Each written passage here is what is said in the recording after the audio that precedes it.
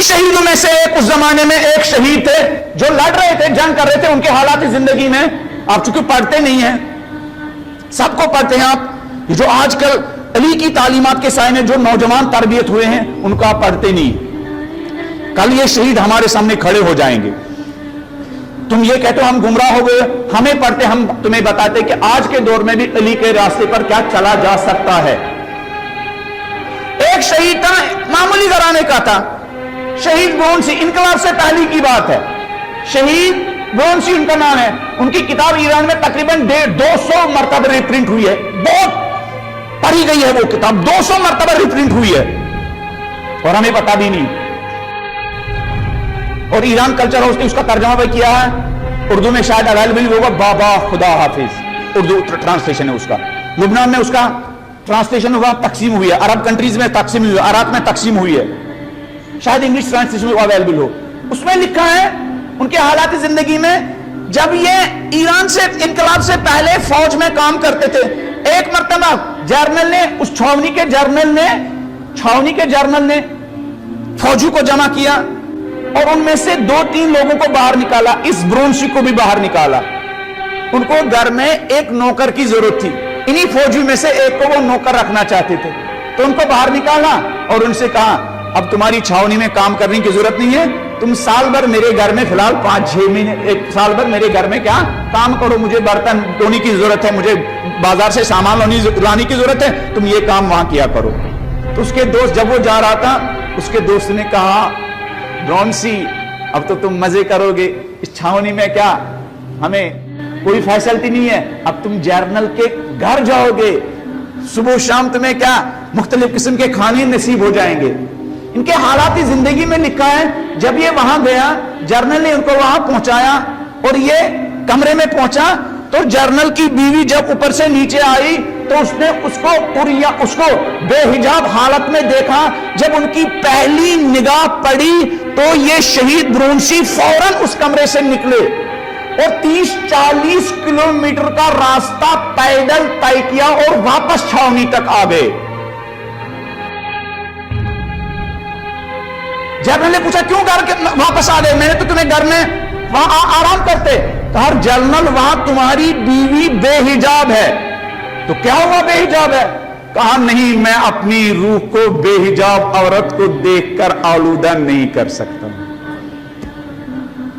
کہا اچھا اگر ایسا ہی ہے تو اس فوجی چھاونی کے جتنے بھی غسل خانے ہیں, ٹوائلٹ ہے, روزانہ تمہیں صاف کرنے پڑیں گے.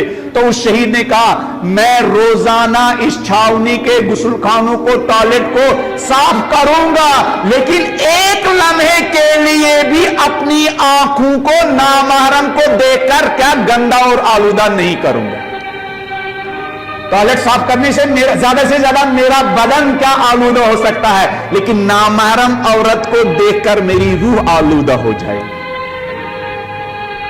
پھر یہ خود جب انقلاب آئے یہ خود جرنل بن گیا, یہ خود کمانڈر بن گیا. ایک مرتبہ ایک رات کے آپریشن میں 4000 کا اس کا لشکر عراقی نہیں بلکہ صدامی فوجی کی گھیراؤ میں آ گیا, جہاں چاروں طرف نائنیں بچھائی گئی تھی.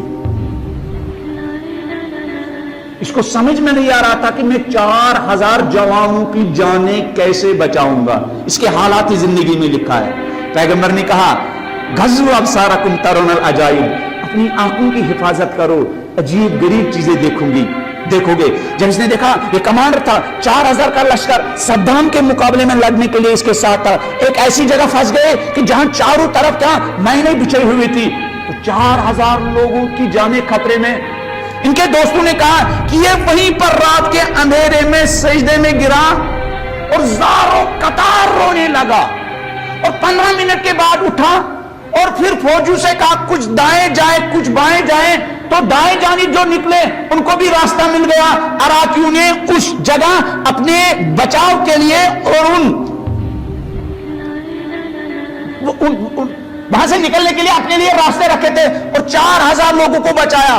پھر کچھ سال کے بعد شہادت سے پہلے اس سے پوچھا گیا برونسی جب ہم 4000 کا لشکر لے کر सद्दाम के फौजों के नरगे में आ गए, अंधेरा था, हर तरफ मैंने बिछे हुए थी, कुछ नहीं दिखाई दे रहा था। 15 मिनट में तो रो रहे थे, किसी के साथ बात कर रहे थे। जरा ये ब्रोंसी तुम बताओ, तुम किसके साथ उस रो रो कर सजदे में बात कर रहे थे? तो उसने अपने साथी से कहा, देखो मैं बताता नहीं, लेकिन शर्त है, बताऊंगा, शर्त है, मेरी शहादत से पहले किसी को नहीं बताना। मैं उस रात की अंधेरी में गिड़गिड़ा कर, रो रो कर बीबी जहरा से बात कर रहा था, बीबी आपके 4000 गुलामों की जान खतरे में, जरा मुझे रहनुमाई कीजिए ताकि मैं इनको बचाने का रास्ता ढूंढूं। तो बीबी ने मुझे बताया, कुछ को दाईं तरफ ले जाओ, कुछ को बाईं तरफ ले जाओ, और तुम 4000 का लश्कर बच जाओगे।